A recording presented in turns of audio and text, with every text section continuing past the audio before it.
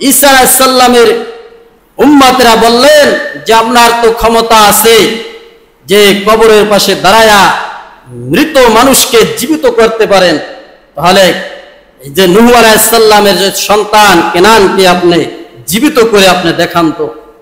পয়গম্বর ঈসা আলাইহিস সালাম কবরের পাশে গেলেন, যাওয়ার পরে বললেন কুম বিইজনিল্লাহ, আল্লাহ তাআলার হুকুমে তুমি জিন্দা হয়ে যাও।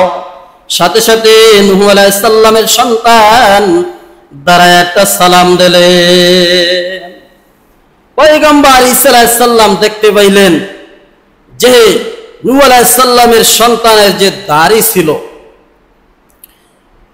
দাড়িগুলা কাঁচা ছিল, এখন পাকা হয়ে গেছে।